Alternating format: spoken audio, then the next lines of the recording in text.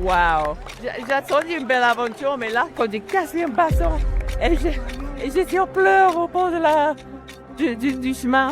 Et le départ, c'était juste la folie. Ça m'a dépassé complètement. Ça m'a fait exploser la tête. On voit les coureurs qui arrivent. Ils sont fatigués, ils sont en train de pleurer, ils sont couverts de boue, de sang. C'est un rêve de gosse, donc j'ai toujours suivi les éditions depuis que je suis petit. Ils s'appellent Anna et Marco. J'ai toujours détesté courir. Partagez avec eux la préparation de leur UTMB 2024. C'est une expérience hors norme qui est à la limite de ce que l'humain est capable de faire en fait. Toujours plus ultra, une aventure sonore sur les versants de l'UTMB. Épisode 3. J-25, Chamonix, berceau de l'ultra. Salut! Ça va et toi? Ouais, tu vois, bientôt le départ. Chamonix-Mont-Blanc, 3 août 2024. C'est dans cette vallée qu'à 25 jours de l'UTMB, Marco me propose de le rejoindre pour l'un de ses derniers entraînements. Il fait grand beau là aujourd'hui, c'est nickel. Bon, tout en restant réaliste tout de même, il a pris soin de me louer un vélo électrique pour le suivre. Non, l'idée c'est de voir sur le balcon sud, c'est le sentier là qui longe derrière les Gaillans là. Ok. Tu vois ou pas qu'il y a les petites montées, petites descentes. Et du coup, tu fais... Là c'est 15 minutes d'échauffement. Tranquille. Et après c'est 3 minutes à bloc, une de récup. À bloc, c'est-à-dire à fond, tu veux dire. Bloc. Ok. C'est, tu vas voir. Waouh. Vraiment une encore haut et 2 minutes de récup. Et pour faire ça 4 fois. Tu veux monter sur le vélo? Vas-y. Alors, c'est comme ça? Ouais, c'est ça, tu fais ça, il faut que tu pédales en même temps.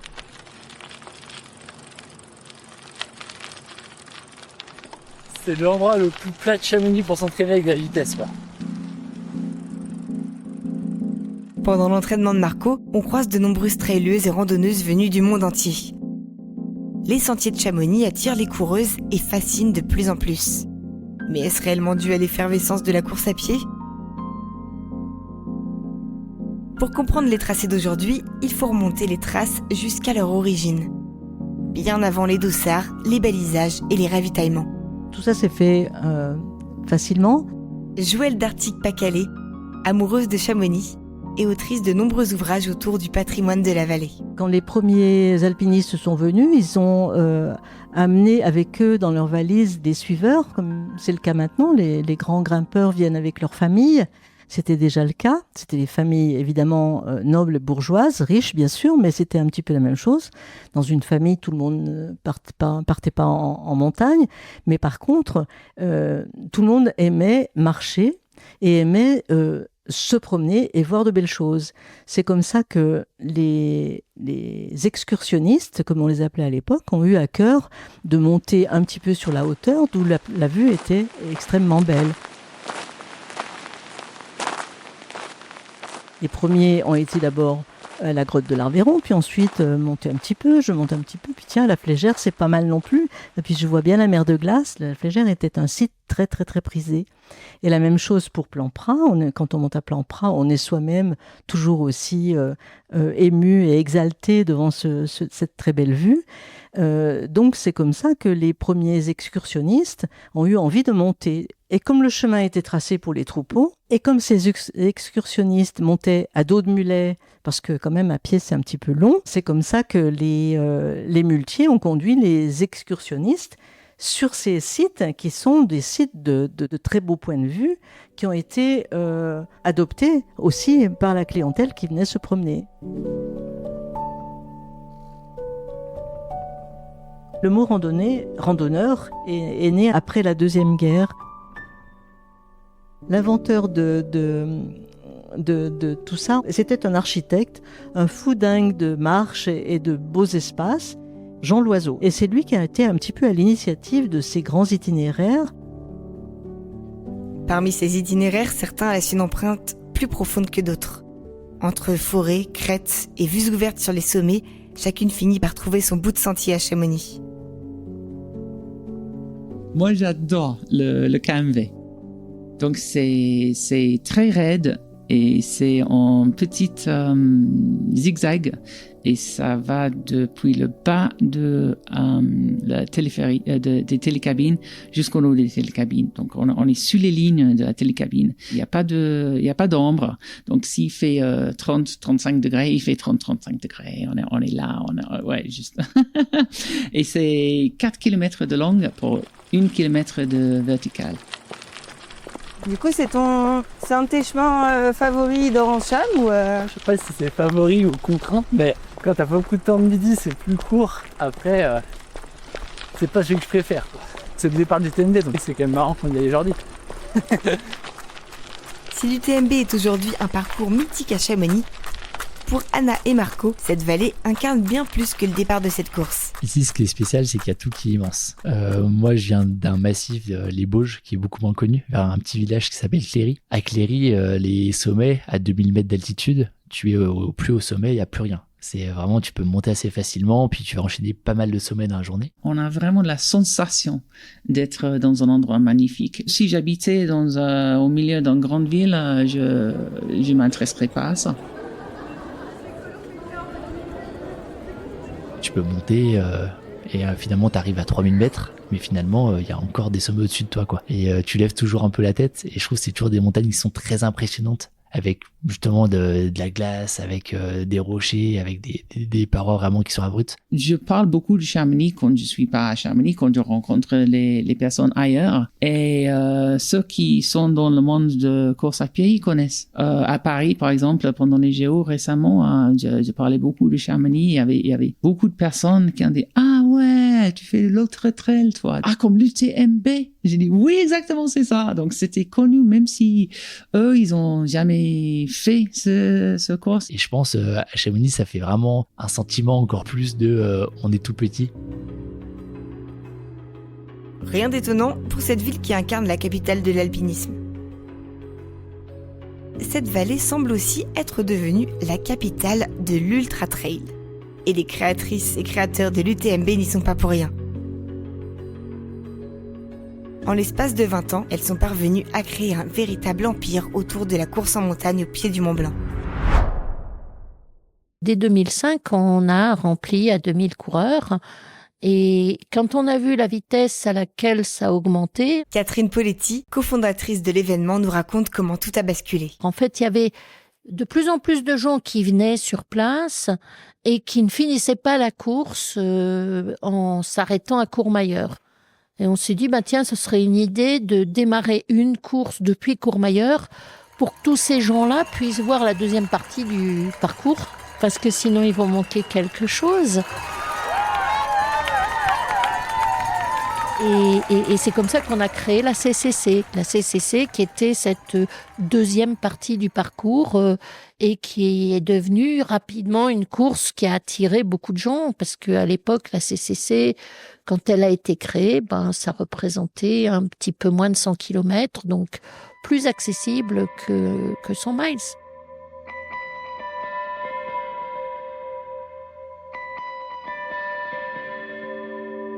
Michel et moi, on avait envie aussi de faire quelque chose de plus large, d'aller sur d'autres chemins.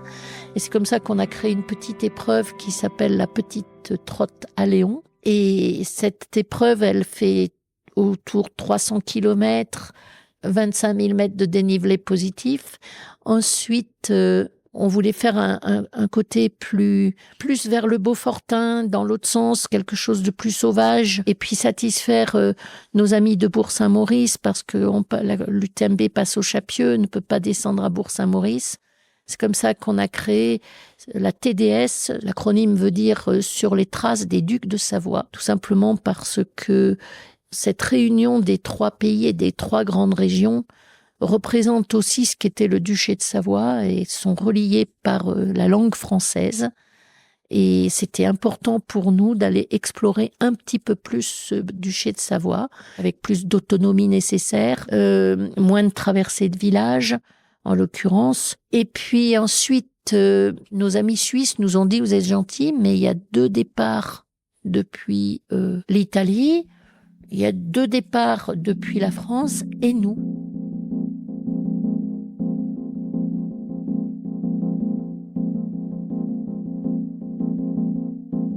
C'est ce qui nous a permis de créer l'OCC à ce moment-là.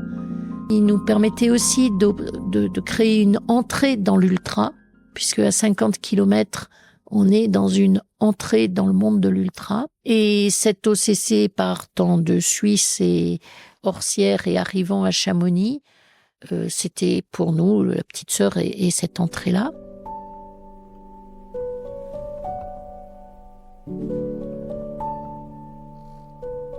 Les habitants locaux et les bénévoles n'avaient presque plus de possibilités de pouvoir courir. Et alors qu'ils le souhaitaient, ils étaient empêchés par le trop grand nombre de personnes qui voulaient venir. Donc on a créé la MCC, Martigny-Combe-Chamonix, qui est en fait un 40 km où les gens du Tour du Mont Blanc sont absolument prioritaires. Malgré le passage d'une seule course à 8, le système de l'UTMB sature. Les milieux du trail, moi je l'ai connu il y a 15 ans, il n'était pas le milieu qu'on connaît. Moi je suis Federico, ça fait quelques années que je suis chamonard d'adoption, parce que je ne suis pas né dans cette magnifique vallée. Ça fait 22 ans que j'y habite et ça fait un certain temps que j'œuvre autour du milieu de la course à pied.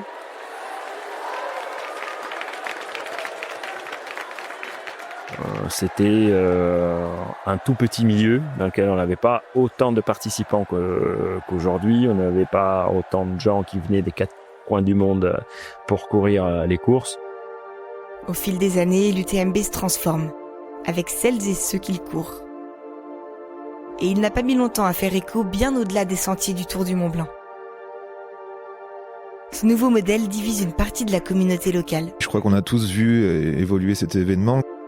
Timothée Motin, originaire de Chamonix, moniteur de ski et président de l'association Butch à Butch qui tente de créer des initiatives éco-citoyennes pour la vallée. Qui était, comme tu disais au début, familiale et basée sur une course bon enfant avec des passionnés de la montagne, en une entreprise vraiment beaucoup plus importante et qui demandait chaque année plus de coureurs, plus de courses.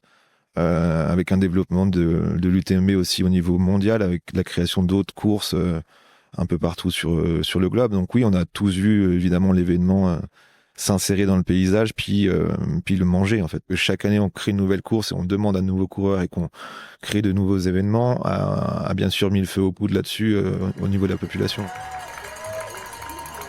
Un conflit qui s'amorce en 2014, date à laquelle Michel et Catherine Poletti décide de transformer cette course locale en un phénomène mondial. On s'est beaucoup déplacé sur les courses de ski de fond. On a un circuit qui s'appelle la World Lopette, avec la Marcia Longue, avec la Vasalopette, avec la Transjurassienne. Michel Poletti a alors un objectif en tête. On pourrait essayer de faire la même chose dans le monde de l'ultra trail. Et donc c'est ça qui a donné naissance en fait en 2014 effectivement à l'UTWT Ultra Trail World Tour, cette idée de rassembler les grandes courses du monde. On a passé le pas en 2019 d'avoir un associé qui était le groupe Telegram. Pourquoi ? On avait créé préalablement UTMB International avec OC Sport. On était à 50-50 pour créer les premières franchises. Notre ami a quitté OC Sport. OC Sport faisait du sport international. C'est comme ça qu'on avait créé des trails à Oman, les premiers trails en Chine ou à Ushuaia. Ça s'est passé que OC Sport a vendu ces courses internationales qui pouvaient nous permettre de travailler ensemble et d'avoir des synergies. Et à ce moment-là, ça faisait 3 ans que plusieurs grands opérateurs d'outdoor nous demandaient d'acheter l'UTMB Mont Blanc, ce qu'on voulait pas faire parce qu'on avait démarré un processus de transmission à nos enfants. Au bout de 3 ans, il s'est avéré qu'on a dit à Ironman, on a accepté qu'Ironman discute avec le groupe Telegram pour leur acheter leur part. Et puis, on a un petit peu complété, mais ça s'est passé comme ça, le choix d'Ironman. En fait, ils ont racheté les parts que groupe Telegram avait déjà de chez nous. Et de là, on en a dérivé en 2020-2021, on a dérivé UTMB World Series, qui est le successeur d'Ultra Trail World Tour.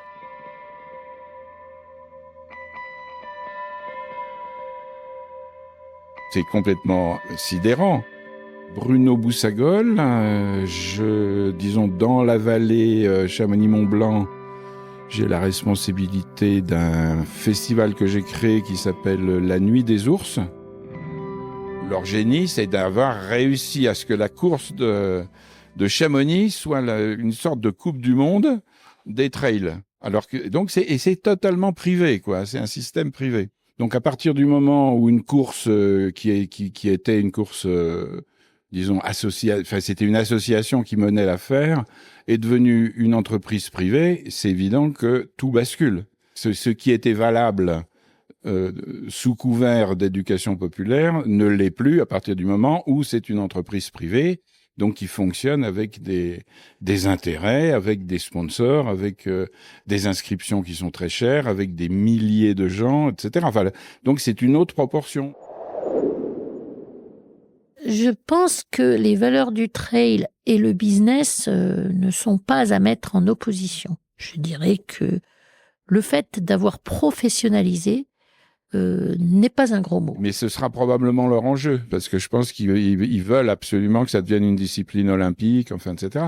Et c'est sûr que si ça devenait une discipline olympique, alors là, on n'aura plus jamais de prise. Moi, je désespère pas que le système s'effondre. Ce qui permet aussi de se concentrer ou de pouvoir permettre à des experts de se concentrer sur certaines problématiques, que ce soit la sécurité, que ce soit le respect de l'environnement, que ce soit toutes ces choses-là, ça permet de se concentrer et d'étudier les choses plus à fond, voire même ensuite de pouvoir le partager avec les autres.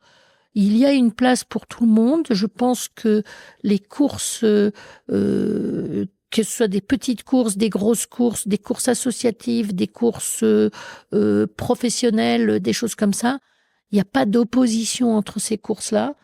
Elles doivent toutes exister parce que ça permet aussi aux trailers de jouir d'une certaine diversité.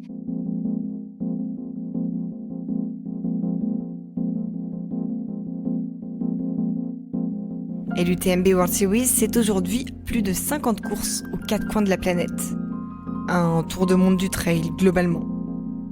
Pour espérer courir l'UTMB à Chamonix, il faut désormais courir sur des courses partenaires. Et chaque ligne de départ mène, un jour peut-être, à cette finale au pays du Mont-Blanc.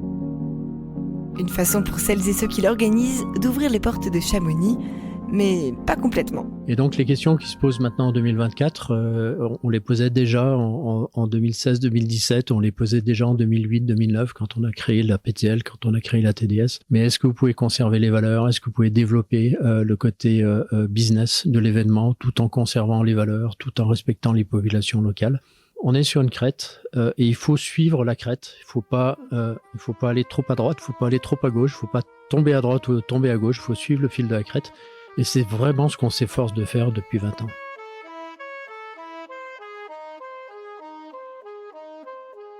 En fait, il faut revenir au projet World Series. David Poletti, fils du couple fondateur à la coordination générale des opérations techniques et la relation territoire de l'OCA UTMB Mont-Blanc. Pour accéder au Mont-Blanc, jusqu'à 2019, on demandait des points. Et à partir de la création des World Series, on a demandé ce qu'on appelle des Rolling Stones. Pour la petite référence aux Rolling Stones, puisque Catherine, la fondatrice, était disquaire et donc avec une forte culture musicale. Donc effectivement, c'est pas un hasard.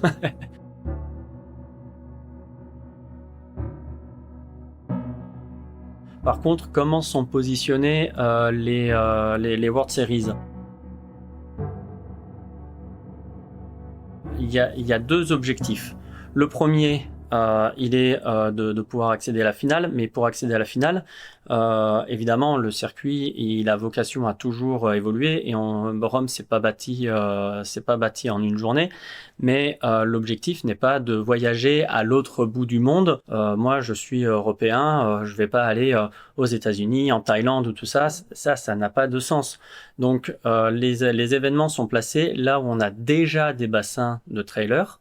Donc il y a déjà une activité là-dessus pour qu'ils aient un événement le moins loin possible sur lequel ils aient une chance de se qualifier. Faut pas rêver, c'est du fantasme de penser que tous les Américains et tous les Asiatiques qui participent à un événement en Thaïlande, aux États-Unis ou tout ça, veulent absolument venir en finale.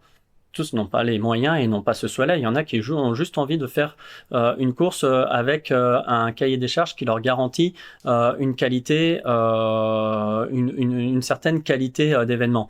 Ce serait effectivement faire la politique de l'autruche, de nier qu'il y a des travers dans la pratique. C'est avec aussi l'aspect médiatique du trail. Il y a de plus en plus ce côté un peu compétition, pas forcément que sur les premières places, mais des fois un peu partout dans le peloton. Et je trouve que des fois, justement, il n'y a pas assez d'entraide et pas assez de reconnaissance des autres personnes.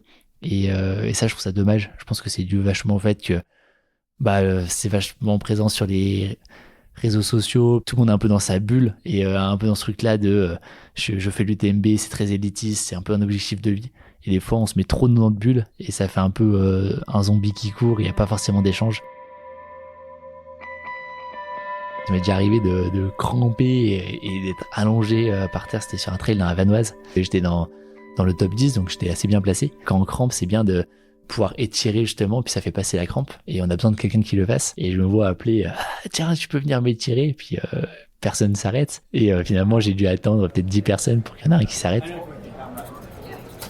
Moi, je connais des centaines de gens qui sont opposés à l'UTMB, mais on n'existe pas. On n'a pas aucun rapport de force ne peut être établi.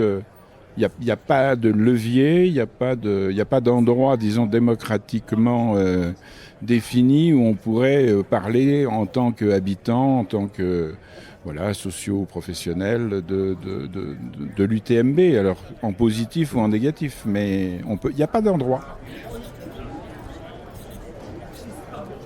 Je crois qu'ils ont 70 caméramans, parce que là, en plus, il faut qu'ils aient des caméramans qui courent. Moi, à un moment donné, dans un de mes projets de spectacle, je voulais faire un spectacle avec les drones. Mais on m'a dit, c'est pas possible dans la vallée. Parce que dans la vallée, on n'a pas le droit d'avoir des drones. Ah ben, j'ai dit, ok. Eh ben oui, mais eux, ils ont tout à fait le droit de filmer leurs trucs avec les drones. Donc, pourquoi ? L'UTMB accroît l'activité économique des vallées du pays du Mont-Blanc de plus d'une semaine, dans un pays où tout le Tour du Mont-Blanc, toutes les communes du Tour du Mont-Blanc, aujourd'hui, l'activité touristique, c'est 80% de l'activité économique. Est-ce qu'il y a plus de personnes pendant l'UTMB, pendant la semaine de l'UTMB, est-ce qu'il y a plus de personnes dans nos vallées que pendant la pleine saison, au 15 août, ou entre Noël et Nouvel An ? Non. Est-ce que ces personnes se comportent plutôt mieux ? Difficile à dire, mais le fait qu'on puisse communiquer avec les coureurs et les accompagnants, ça veut dire qu'effectivement, on a certainement plus de possibilités d'influer sur leur façon de se déplacer et de venir séjourner sur Chamonix. Ça rajoute aussi à une saison qui est déjà bien remplie, encore une masse de personnes qui arrivent en fin de saison au moment où les gens commencent à être bien fatigués et ont envie peut-être de retrouver une certaine quiétude dans leur vallée. Pour être clair, il a été créé pour que la fin de saison estivale soit remplie à Chamonix et qu'il n'y ait plus ce vide après le 15 août. Enfin, c'est clairement une stratégie commerciale de l'office et des organisateurs pour s'accorder sur cette stratégie-là économique. Ce tourisme de masse qui n'est pas vraiment en plus mis en valeur. Les gens qui visitent sont aussi assez saccagés. Au final, il y a tellement de monde qu'ils ne peuvent pas en profiter. Ils font des longues queues d'attente. Ils attendent au parking. Enfin, c'est l'expérience du touriste à Chamonix en été notamment n'est pas vraiment satisfaisante, quoi. Donc c'est aussi ça qu'on est en train de gâcher. On est en train de gâcher notre image aussi avec ce surtourisme qui profite d'une minorité. Assez cool dans un sens où en fait il y a plein de monde qui sont là pour le trail. Tu le ressens vraiment quand tu te balades dans les rues. C'est vraiment une expérience à vivre qui est quand même tout simplement géniale. Et non, moi je trouve que c'est plutôt une bonne chose justement cet attrait pour le trail. Après, oui, je pense que par rapport aux toutes premières éditions, c'était un peu moins authentique. J'avais l'impression qu'au début, il y avait une vraie recherche justement de connaître l'autre de l'autre côté de la montagne. Et ça, je trouvais ça intéressant de pouvoir rejoindre finalement tous les villages en moins de 40 heures et puis de faire que les bénévoles aussi puissent graviter entre les différents coins. Mais vu l'évolution de l'événement aujourd'hui, j'ai du mal à voir ce lien social. En fait, c'est plus un lien économique et sportif qui est peut-être fort, hein, mais le lien social et culturel, je suis pas sûr qu'il soit à la hauteur des espérances du début. Ouais. C'est devenu énorme. Après, la maison UTMB reste à Chamonix, donc c'est quand même organisé encore aujourd'hui. Ça emploie des personnes à Chamonix à l'année pour justement organiser ces événements-là. Donc, je pense que c'est quand même resté dans le berceau chamoniard et puis en local. Absolument, c'est clair. Je veux dire, quand on a refusé de quitter la majorité, pour l'instant, quand on a vendu des parts, mais on n'a jamais cédé la majorité. On a gardé la majorité au niveau de la famille et c'est important pour nous, c'est primordial. Nos enfants, maintenant, Isabelle et David ont la maîtrise, Isabelle, de tous les courses françaises et David prend la suite sur toute la partie technique de l'UTMB Mont-Blanc. Après, il y a toute une équipe qui a été construite autour. Mais ce côté famille est hyper important. On pourrait envisager cet événement plus comme une fête culturelle d'amitié transalpine plutôt qu'uniquement une compétition basée sur un chrono. On pourrait développer des courses qui soient peut-être plus marrantes que uniquement des gens qui ont mal aux genoux et qui crachent leurs poumons. Enfin, je pense qu'il y a plein de choses à faire en fait, mais je suis pas sûr que les organisateurs soient dans cette optique-là. On aurait pu faire une très grande réunion publique, par exemple, et puis se dire, on va décider tous ensemble si on veut que ça passe ou pas. Ça s'est pas fait, donc peut-être que ça va être la prochaine étape. Parce qu'après tout, être opposé à une chose de cette importance, c'est vrai que ça peut porter à conséquence, hein, en termes même de, je sais pas moi, de subventions pour d'autres activités, etc. Il y a un rapport de force quand même. Je pense que tout ça, c'est une question d'équilibre. Tous ceux qui ne vivent pas directement du tourisme, qui ont envie d'une vallée calme. Ça plaît pas forcément à tout le monde, qu'il y ait autant de personnes qui arrivent d'un coup dans Chamonix, puis même sur les sentiers. Sachant qu'il y a quand même des fois 2-3 dérapages, et du coup, c'est pour ça que ça plaît pas à tout le monde. Et le but, c'est plutôt de trouver des compromis pour justement essayer de minimiser l'impact de ce gros mouvement de population, parce qu'on sait que ça impacte quand même grandement l'environnement, tous les déplacements de chaque personne du monde entier. Donc je pense que c'est plutôt là-dessus qu'on a peut-être un pouvoir et j'espère que ça s'améliorera à l'avenir. Où sont les marques de sport dans les sponsors du sport en général ? La ligue de foot, le premier sport français, c'est McDo. Ça devrait nous interroger. Toujours plus ultra, la traversée de l'UTMB en 6 épisodes. Et si vous aussi, vous avez une histoire à partager ou des mots à faire résonner, rendez-vous sur toujoursplusultra.fr. Créons ensemble le podcast qui vous ressemble.